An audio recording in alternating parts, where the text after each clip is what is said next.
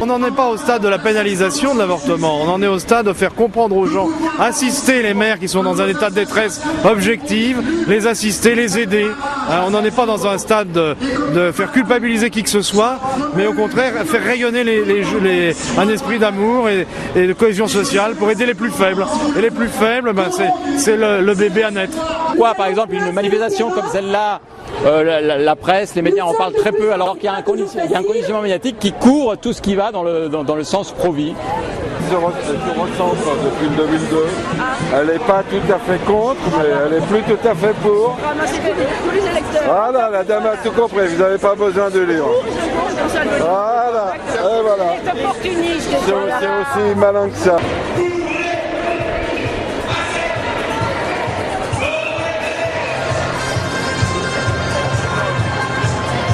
Voilà, je pensais pas que ça puisse rassembler autant de gens, et surtout des jeunes.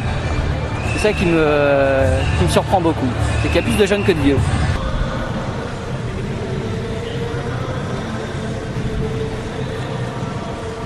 Il y a des femmes qui confondent avortement et contraception, et pour elles l'avortement c'est une solution facile à une soirée un peu trop arrosée et où un enfant a été conçu.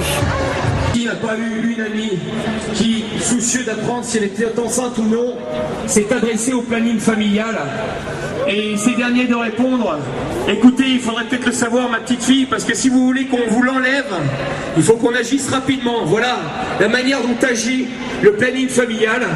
Aujourd'hui, cet organisme dissuade les femmes systématiquement de garder leur enfant. C'est un véritable scandale. Cette institution ne sert plus le bien commun.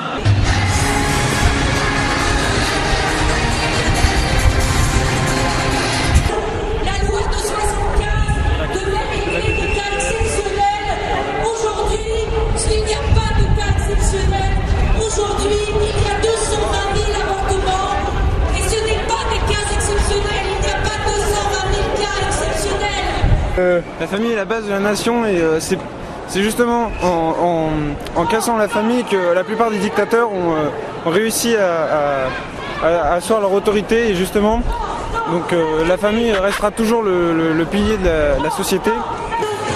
Les jeunes filles qui quittent sont avec des sacs beige, vous allez passer devant.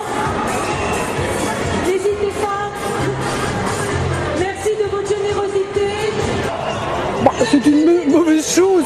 D'ailleurs, c'est pas nouveau.